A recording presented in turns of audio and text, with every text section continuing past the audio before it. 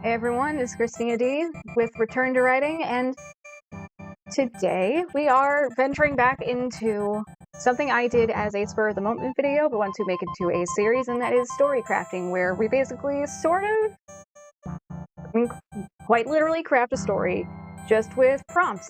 And last time I went off of mascot horror just to prove that there is more to the genre, and today we have a prompt generator. Generator? You get what I mean. Got some stuff in here, give it a nice shake, and we will basically make a story out of this. Aiming to get a bit more in-depth compared to last time. I will definitely have art over this as I tell it, or as I come up with the story as we go.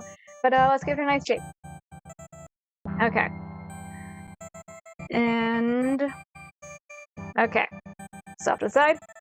What have we got? Just so you guys can see, I literally have it all in my hand. So, starting off, we've got pull one more, which I will save for the end. Oh, we've got some genre blocks. We got noir.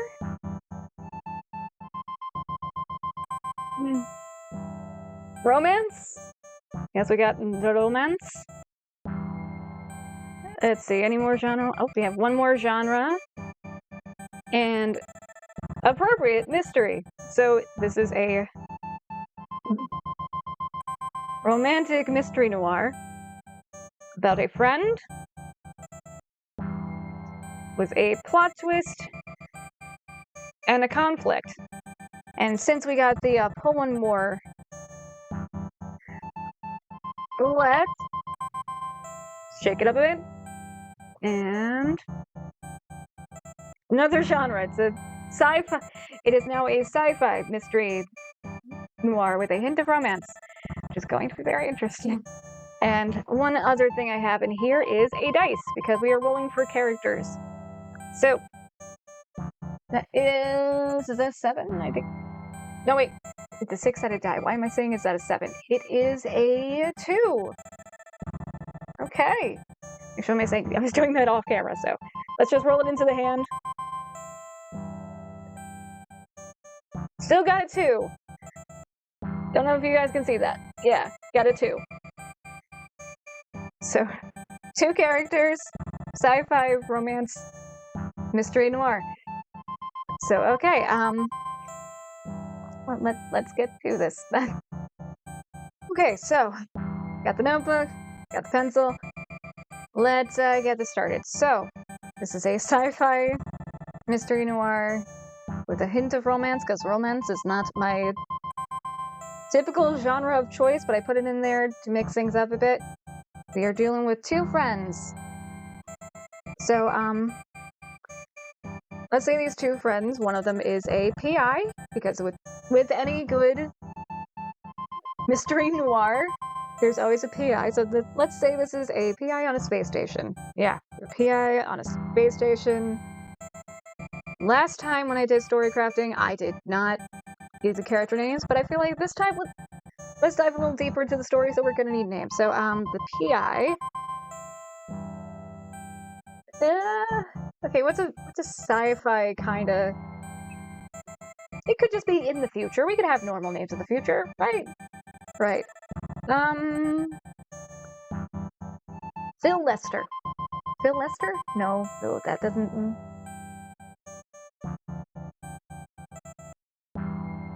What's a good PI name? Like, I feel like if it's especially if it's a mystery noir, it's gotta have, like a detective kind of vibe. Like, you say detective and the name, it's gonna work. Got this, I got this, I can do this usually with no issue. Okay, so hang on, how's about detective? Let's keep Phil. For some reason that name is sticking with me. Detective Phil... Barlow? Phil Barlow? Let's go with, yeah, Barlow. Phil Barlow. Okay, we've got Detective Phil Barlow, and his friend comes in one day with an offer. Or with... not necessarily an offer. I mean, this is a mystery. conflict and a plot twist, and okay, let's see. So one day on the station, let's call the station. Well, let's see. I feel like it's gotta have something catchy to it, because I mean, again, this is sci-fi. Another genre I don't usually dig into. I like to watch sci-fi. I don't typically write it. So Detective Phil Barlow on the space station. Oh, the space station, look, I feel like it's gotta be sort of like an Enterprise kind of deal, like the USS Starblazer. The USS Starblazer? Let's go with that. USS Starblazer. Yes, Detective Phil Barlow of the USS Starblazer is visited one day by his dear friend. I feel like in noir, it's usually a femme fatale that comes in with the offer, so it's a femme fatale who's got to know this detective.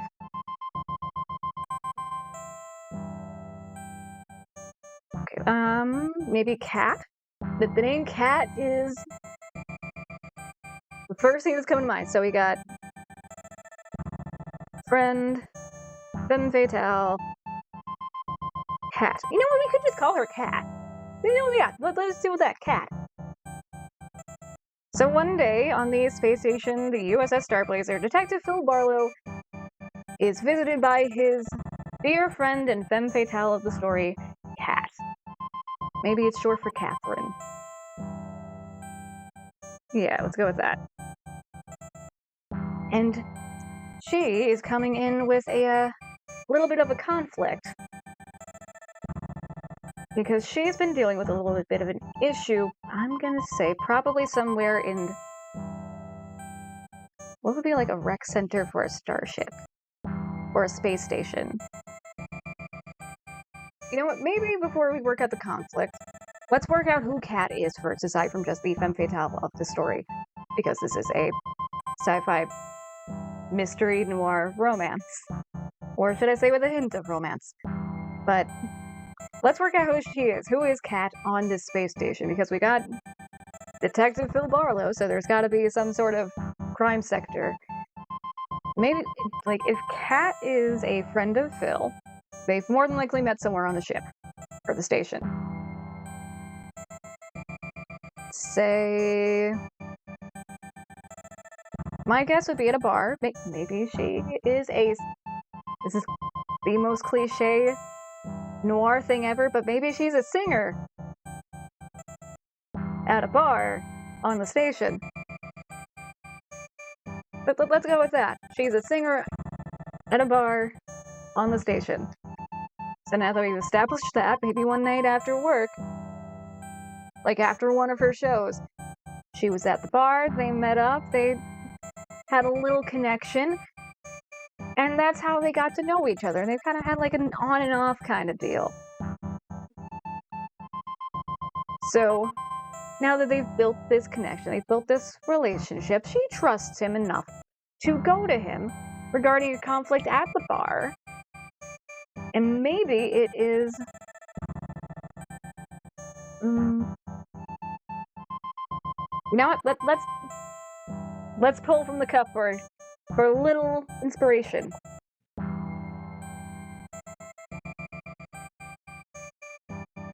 I pulled another genre tab and it's slice of life. She's having an issue in her work life. She is having issues in her work life. And she feels like she is getting just played by the barkeep. Like, maybe she doesn't feel like she's being treated fairly. Like, maybe she feels like they're taking advantage of her talent and not giving her the respect or the pay that she deserves. Yeah. I like that. I like that. And so obviously, I mean, if it's just a little conflict, a daily life kind of conflict like that, obviously Phil's gonna be like, why are you coming to me? I'm just a detective. I'm a PI here. There's nothing I can really do if nothing's really happened. And that is where we have beginning of our adventure. So we've established the conflict on the slice of life. They have a bit of that romantic connection. But we need to work out the mystery. So I feel like that is where we get the plot twist that will send them on this adventure. And I think that plot twist might just be that it's not quite a slice of life as we think. She's coming to him not just as a friend and not just as a past flame, but she is coming to him in confidence. Because not only does she feel like she is being just taken advantage of and not given the amount of respect or pay she deserves, but she knows exactly why. Because the barkeep, he's doing some shady business. Like, he is running this underground, and he is afraid, he's afraid that he could be up for grabs. Maybe? No. Actually, no. Better idea. She is afraid that he's going to get her mixed up in whatever he's dealing with, because he can't afford to pay her what she deserves, because he's running some sort of ring. He's running some sort of gambling ring. And he's got himself in a sticky situation. And before you know it, a close friend of hers, who was also running into the same issue, because they've been talking about this, was threatened. So Phil is just like, you got any proof? Because, I mean, again, he can't really do anything unless there's something to really be concerned about. And when she brings up the threat, he's got to have some sort of proof to run on before just jumping in and being like, okay, I can take this case. Because even though they do have that connection, he's still got to follow the rules, because he is about the law. He's about that justice. So, right as they are talking, and she's about to say that she overheard, but she can't confirm, someone comes running in. Like, maybe his secretary or something. Or, oh, no, his assistant. Every good detective has a sidekick. So, I know this said 2 characters, but the 2 focal characters are Kat and Phil. This is very much their story. But his assistant, let's call him... Let's just go with Bud. Yeah, Bud. Bud comes in and says, there's been a murder in the bar she works at. And do you want to know who it is? It's her friend. And this is when Phil steps in. It's just like, okay, I'll take the case. And we find out that, the friend started snooping. The friend didn't just overhear the conversations. No. The friend got caught snooping. And because of that, the little gambling ring that barkeep was getting caught up in, they decided to take action and use it as a warning. Because this friend of Kat's spoke her mind after overhearing it and after getting caught, and they didn't like that. So as the 2 were arguing, that is when this little gambling ring, I don't know, fired a phaser gun or something, and took her out as a warning, be like, if I catch any of your girls snooping again, she won't be the only one. And so while I just told you basically what's going on, to Phil and Kat, they don't know this. To them, it's still a mystery of, oh shit, how did she die? How did this friend of Kat die? Look, if I were writing this, I'd have it all planned out anyway, so I wouldn't necessarily be thinking of, oh man, I should keep this a secret even for myself. It's like, no, this is typically how I'd be approaching it. Okay, so basically, full story is one day on the space station, the USS Starblazer, Detective Phil Barlow is working the crime sector, just chilling in his office, when his old flame and friend, Kat, or Catherine, but typically goes by Cat.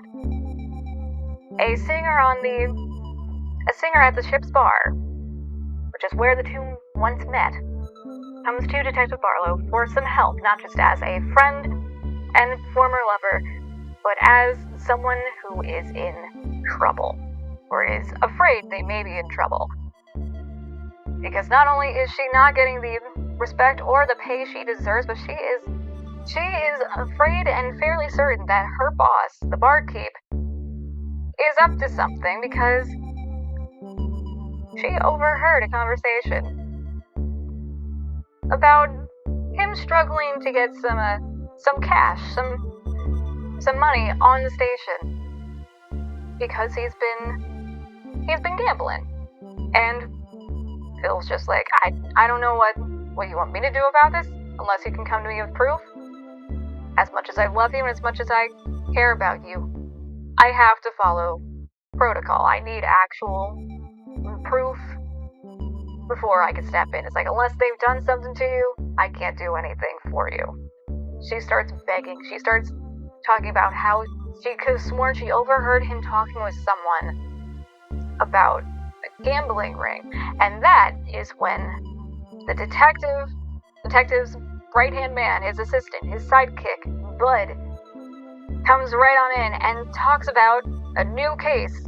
There's been a murder at the bar that Cat works at. And who was murdered? Cat's friend and fellow performer, Liz.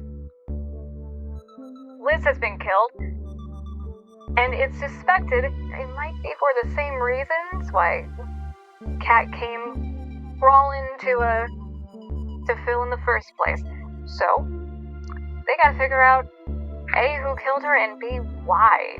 And that's when we start our little adventure with Phil and Bud. Because Barlow and Bud sounds like a great team name, actually. Barlow and Bud. Actually, gonna dig that. The new sci-fi mystery noir. Barlow and Bud. Of the USS Starblazer.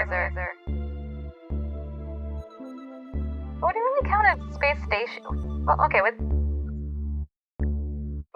just call it the Starblazer, because, I feel like a space station wouldn't have the USS title, just the Starblazer. Of the space station Starblazer. Yes.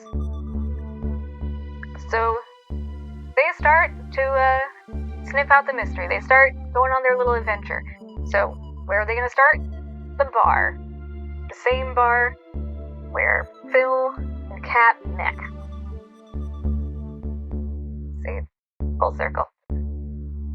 So, Barlow and Bud head to the bar, which is the Starblazer's sort of watering hole in a sense. It's where a lot of people spend time after their shifts. So they head on down, they start talking to the members of the crime sector that are on site. They start running down the gist of the scenario. The singer was found dead in the dressing room with what looked like a phaser sort of, like phaser? I've been watching way too much security breach stuff. With a phaser blast right through the forehead. That indicates to them that this wasn't just a normal kill. This was someone who wanted to make sure it was one and done. They wanted her out of the way, and out of the way for a reason, because she was getting too close to something. Or at least that's what they suspect. Which, they wouldn't be wrong, but it's what they suspect. So, Barlow and Bud sort of just feel out the area for a bit. They look things over, and on their way to the bar where the barkeep is and talking to other members of the crime sector, Barlow notices a few sort of shady characters just sort of eyeing them as they're walking in, just sort of giving them a bit of a side eye. Being like, making a note of that.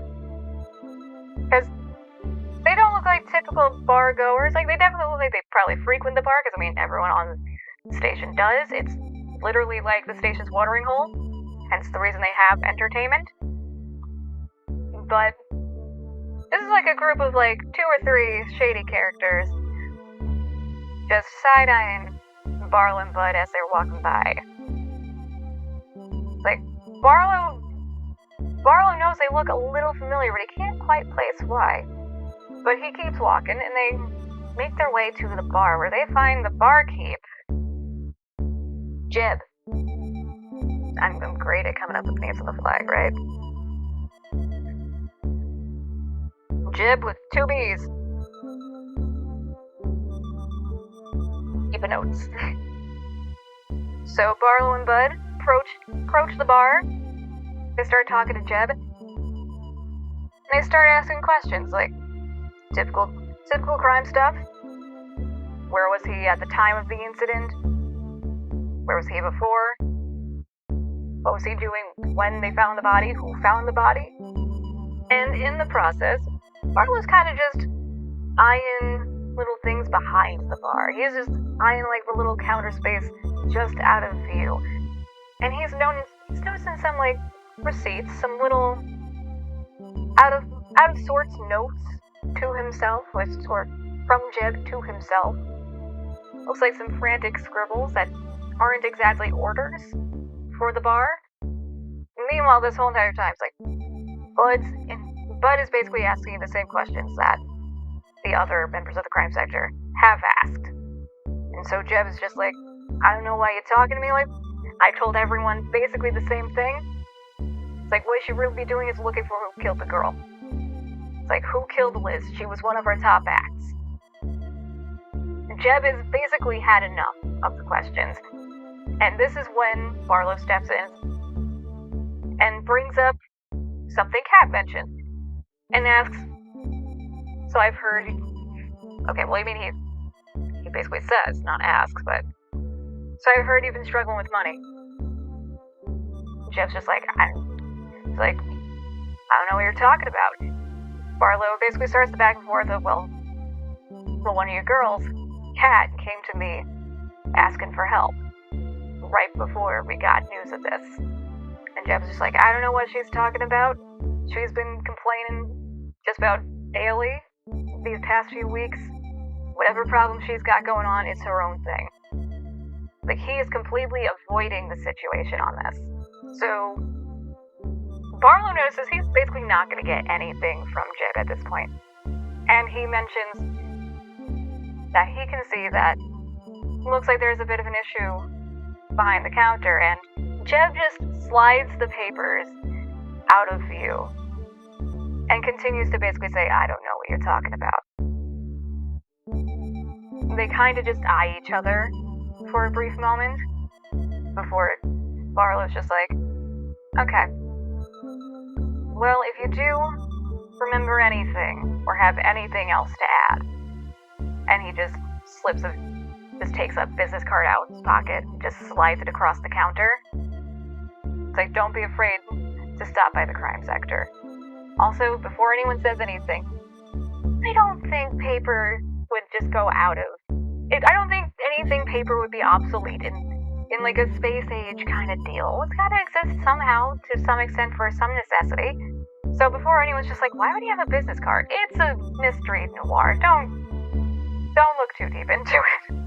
It is a sci-fi mystery noir. It can be as modern and retro as possible. But brief disclaimer out of the way. He slides the business card across the table, tells him if he remembers anything or has anything else to add to stop by the crime sector, and he walks over to the other end of the bar, where he sees Kat just completely distraught, completely in disbelief, sort of just holds herself up on the counter. And as they are walking away, it's like as they're walking towards her, Barlow just makes a quick note to Bud about the shady characters, the 3 shady characters that were side-eyeing them. And he's like, did you see them? It's like, they've been keeping an eye on us the whole entire time we've been here. And as they're saying this, they kind of just briefly look over their shoulder at the 3 who are slowly kind of just like worming their way through the tables and over to the bar. And Bud's like, yeah, I saw them. Right now, let's focus on these guys. Let's focus on the matter at hand. Because whether or not they're involved, if they are, we'll find out soon enough. Because Bud just wants to get the basics over with. So they get to the other end of the bar where Kat is. And again, she's just holding herself up on the counter. She is basically just processing everything. Because, I mean, she basically just lost a sister, in a sense. And meanwhile, at the same time, you see some other girls and guys walk in who are also other performers at this bar and other workers at this bar. Because they've all been called in because of this, because, I mean, obviously, it's a crime scene at their workplace. They're gonna be questioned. And Barlow just asks how she is holding up. She starts going off about how she can't believe it happened, she's not surprised it happened, but she was afraid it was only a matter of time before something happened. And she's just full word vomit at this point. She is just unable to really get anything out, which is understandable. And then she turns to Barlow and just asks him to figure out who did it and figure out what happened. And he says that he promises he will. And as that conversation takes place, some of her coworkers come in, start sort of hugging her. They all start talking, trying to comfort each other and comfort her, especially since the two were basically like sisters. Occasionally they would do duets, things like that. They were basically, they were family in a sense. The closest thing to family they have on the station. So as they're doing that, Barlow and Bud sort of step away a bit, start walking towards the tables, go over to one table that's sort of nearby, but not close enough to the bar where if anyone at the bar was by them, they could hear them talk. But they go to one of the tables, they sort of situate themselves in a way that they can see most of the room, including the bar and just the other side stage. And they really start sort of assessing the situation, assessing the area. I may have just realized, it's like, pausing the story for a bit, I may have just realized I'm basically just solo DMing myself. This is basically unintentionally turned into, like, a D&D session. So I feel like maybe I should get the D20s out and start rolling for insight, especially since, I mean, it's a mystery. Why not? Getting back to the story, unpausing it, Barlow notices the three shady characters really watch him now, and they've pretty much edged their way over to where Jeb is. And they're sort of talking to each other, but also keeping an eye on Barlow and Bud the whole time. So they're going back and forth in their conversations, looking over at the two of them, and occasionally talking to Jeb. And Barlow's just like, you know what, before we leave, I want to talk to Jeb about those three. And then maybe see if I can ask them a question. Because clearly, the three of them are up to something and have some interest in the two of them being there. Now, Bud, again, he just wants to get this over and done with. Yes, he thinks something was definitely up because that was a one-and-done phaser blast to the head. That's very much a Hitman-style kill. It's like she did not see it coming.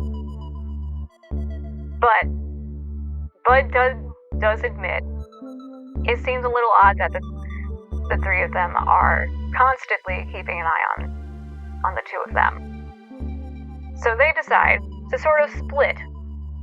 Bud is going to go back to the dressing room and reassess the actual crime scene, and Barlow just makes his way over to the bar to ask for a drink, because why not? Blend into the environment. Really become one with the scenario. So he just sort of moseys over. He just sort of leans on the bar and asks Jeb for a drink. Puts some money down, and Jeb gets to work. While Jeb is getting the drink, the other three, who are now basically right next to him, if anything, there's like a person-sized space between them, they start saying things like, it's a shame what happened to that girl. And they start basically just bringing up the whole situation and acting sort of not necessarily concerned, but a little too nonchalant about it to really seem like it makes sense why they're there. And Barlow's like, yeah, she was like a sister to my friend. They're like, oh, so you knew her. Are you close with any of the other employees? And it just sort of rubs him the wrong way. And that's when Jeb comes back with the drink, slides it over to him. And then the other guys are just like, they turn their attention to Jeb and start talking to him and be like, we'll be back later, and things like that. And they basically just reassure that they will return just to see how things are. Not sounding concerned, but definitely saying it with intent. Before just slowly backing off, giving Barlow one more look, and then walking away and making their way out of the bar. So Barlow takes a sip, puts the glass back down, starts talking to Jeb one more time, and asks who the three were. And this is when Jeb decides to sort of try and push Barlow away and be like, they got nothing to do with this. I got nothing to do with them. It'd be best if you backed off. And Barlow's just like, if it's part of this case, I need to know. Who are they and why are they here? And that's when Jeb is just like, you don't want to know? You don't need to know. You should leave. And that's when Barlow opens his jacket, pulls out his badge, and just holds it up, sort of like a reminder to be like, don't forget who I am. I may be here as a friend of Kat, but I'm also here on work. I'm a part of the crime sector too. If they are a part of this, I will find out. Then he puts the badge away, takes one last swig of his drink, kind of just chugging it, and heads back to the dressing room to join Bud. And that is where I'm gonna leave this before this video just goes on too long. Now, I could keep the story going, but I feel like if anything, this is gonna turn into a one-person, like, D&D style campaign. But we have our story. We have the start of the story. I mean, if you guys want me to continue with this story and just have story crafting being like a season of one story basically being created as it goes with these and sort of treating it like a campaign in a sense, leave a comment below. I'm curious what you guys think on this. I'm curious what you guys think of the style of story making and story creating. But if you guys want to hear more of the story, maybe, just maybe, I will make story crafting a sort of seasonal thing, and season 1 is this detective story. But I'll leave that one up to you guys. I will leave that one up to you guys. Because I'm having fun with this. I'm actually having more fun than I thought I would. But if you guys like the video, don't forget to give the video a thumbs up, leave a comment below on your thoughts, and if you think I should continue this story or make every episode a new sort of story like this with the start of a story that I might instead end up continuing in text form further down the line, like maybe release like novellas or something based off them. I don't know. It's like I'll let you guys decide in the comments. But if you want to see more like this, subscribe. I have more content coming as far as more to the story goes. I just had to scrap the original footage for the next episode. And I will see you guys in the next video, whenever that is, because I don't have a schedule. So, bye.